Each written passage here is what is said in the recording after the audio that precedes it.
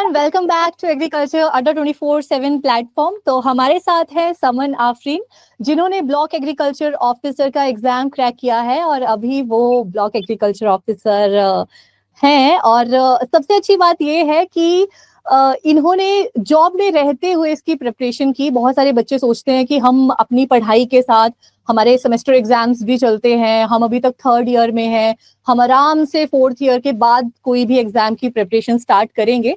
लेकिन जब आपके अंदर वो जज्बा होता है तो आप वो चीज नहीं देखते हो कि आपको क्या चीजें रोकती हैं, आप ये चीज देखते हो कि क्या चीजें हैं जो आपको आगे लेकर जाती हैं। तो welcome Suman. Thank you ma'am. Congratulations. Thank you ma'am. तो सबसे पहले आप बताइए कैसा लग रहा है। मैम वो तो बहुत अच्छा लग रहा है, उम्मीद नहीं था बट मैंने तो बहुत मेहनत किया और आप लोग के गाइडलाइन की वजह से ही मैं यहाँ तक पहुँच पाई हूँ। Thank you so much. अभी हम डिस्कस करने वाले हैं कि समन आफरीन ने कैसे कैसे वो वहां से जहां से उन्होंने अपना सफर शुरू किया था और अभी अभी जब वो सक्सेसफुल हो चुकी हैं, वहां से लेके यहाँ तक का सफर कैसा था, क्या उनके रिसोर्सेज थे, और ये सारी चीजें हम डिस्कस करेंगे। तो हमारे साथ बने रहिए। सबसे पहले मैं आपसे पूछना चाहती हूँ कि आपने कब सोचा कि अब जो है मुझे तैयारी करनी है, और मुझे मतलब पहले से ही शुरू कर दिया था, थर्ड ईयर फोर्थ ईयर, या कॉलेज के बाद, या कब आपने सोचा ये?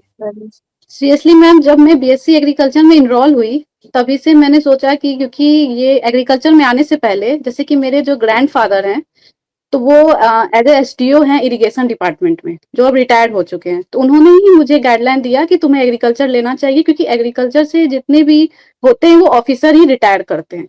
तो मैंने एग्रीकल्चर को ऑप्ट किया। मैंने तभी से ही सोचा था कि मुझे ऑफिसर रैंक में जाना है, बट बाय लक नहीं हो पाया। क्योंकि आफ्टर ग्रेजुएशन फिर मैंने एमएससी किया।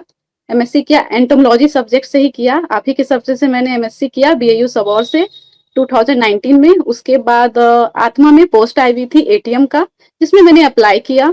उसके बाद मुझे एटीएम में हो गया। फिर उसमें 3-4 साल रहने के बाद आफ्टर दैट मैंने बीटीएम पे अप्लाई किया, तो बीटीएम हुआ। फिर होता है ना मैम कि ये संविदा है, कॉन्ट्रेक्चुअल है, थोड़ा बिल्कुल। सा लग रहा था। फिर भी मैंने कोशिश किया कि मैं इसमें हूँ तो उसको मेंटेन करके रखूं। फिर फाइनली पता चला कि बीएओ की नोटिफिकेशन आने वाली है। तो मुझे कुछ पता नहीं था कि as a agriculture online platform भी होता है जिसमें कि एग्रीकल्चर की तैयारी कराई जाती है, मुझे नहीं पता था। तो मेरी तो एक फ्रेंड है। आपके रिसोर्सेज क्या थे, मतलब आपने शुरू से ही क्या क्या चीजें फॉलो की जिससे आपको लगता है कि हेल्प की आपकी? जैसे कि रिसोर्सेज में मैम, मैं जो भी सेमेस्टर वाइज जो पढ़ाई होती थी मैं उस पर ज्यादा ध्यान देती थी। और जो भी बुक्स हैं जैसे कि निमराज सुंडा बुक, अरुण कत्यान, और जो भी ऑब्जेक्टिव एग्रीकल्चर की बुक होते थे उसको मैं ज्यादा फोकस करती थी। और जैसे कि मेरा जीके जीएस बहुत वीक पॉइंट रहा, क्योंकि जीके जीएस के लिए मैंने कभी तैयारी सही से किया नहीं, और आपके प्लेटफॉर्म पे ऑनलाइन इनरोल होने के बाद भी मुझे वैसा मिला नहीं, क्योंकि 28 डेज में जीके जीएस तो कंप्लीट हो नहीं सकते थे। ओके। तो बस एग्रीकल्चर में मेरा कमांड था मैम। तो मैंने एग्रीकल्चर को अच्छे से ही पढ़ा।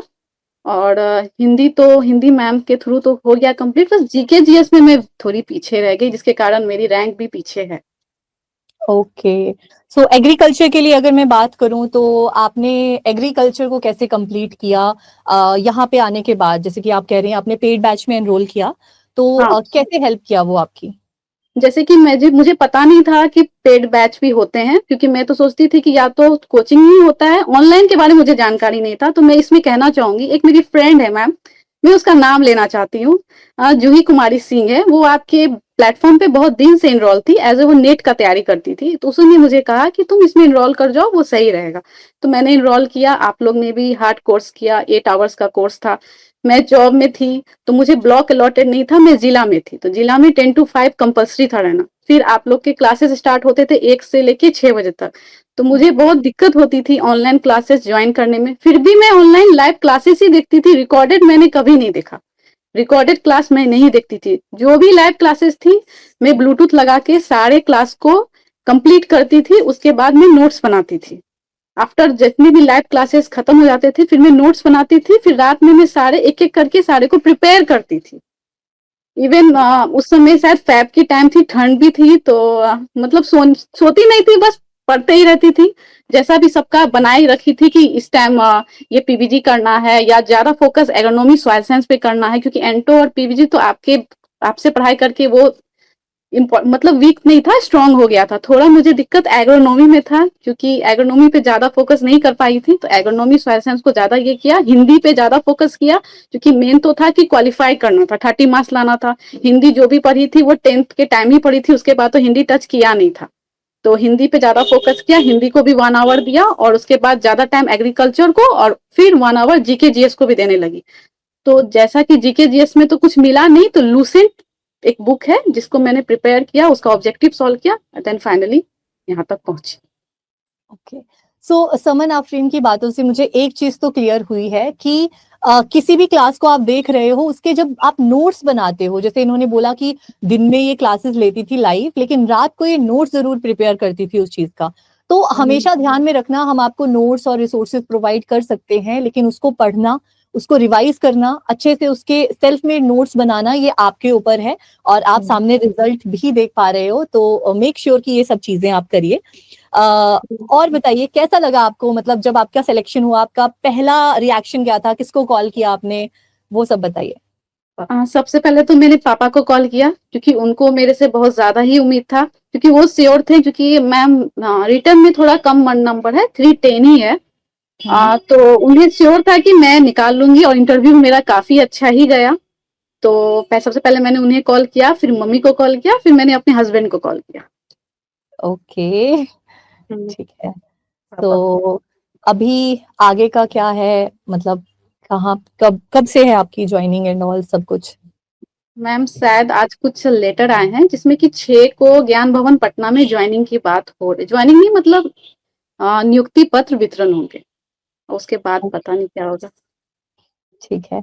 और आप क्या बोलना चाहेंगी जो हमारे अभी के आने वाले एस्पिरेंट्स हैं, जो एग्रीकल्चर एग्जाम्स की तैयारी कर रहे हैं, उनको कुछ अगर आप गाइडेंस देना चाहें? रेगुलर करें। और हाँ, मैं उनको यही कहना चाहूंगी कि आप जो भी पढ़ें उसे सही से पढ़ें, और उसे नोटबुक में मेंटेन करें, क्योंकि जितने भी हम लोग पढ़ाई करते हैं वो कुछ देर के लिए रहता है, बाद में वो आदमी भूल ही जाता है। तो आप उसे अगर नोटबुक में मेंटेन करेंगे तो वो आपको याद रहेंगे, क्योंकि लिखने से याद होता है।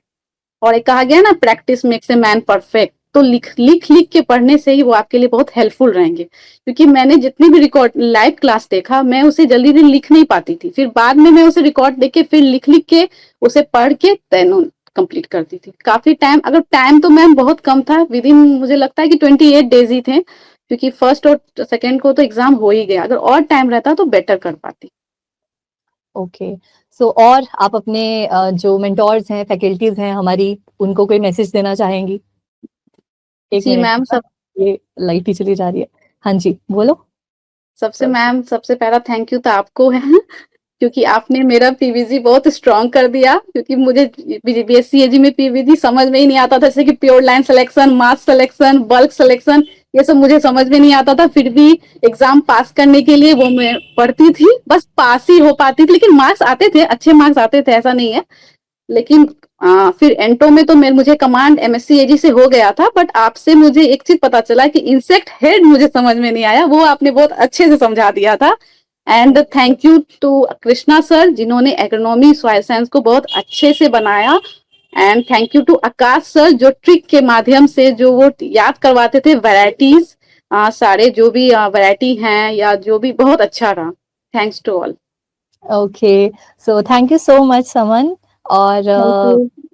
और ऐसे ही स्टूडेंट्स, ऐसे ही एस्पिरेंट्स और ऐसे ही सक्सेस स्टोरीज हम सबको मोटिवेट करती हैं, और स्टूडेंट्स छोड़ो, हमें मोटिवेट करती हैं। मैं हमेशा जब भी पढ़ाती थी ना, मैं कहती थी हम जिस फील्ड में हैं, बच्चों की सक्सेस हमारी सक्सेस है। और आज आपको सक्सेसफुल देख के बहुत ज्यादा अच्छा लग रहा है। और भी बहुत सारी सक्सेस स्टोरीज आने वाली हैं जो ऐसे ही आपको इंस्पायर करने वाली हैं। तो मेक श्योर कि आप चैनल के साथ बने रहें और इन सक्सेस स्टोरीज से कुछ सीखें और अपनी लाइफ में सक्सेस हासिल करें।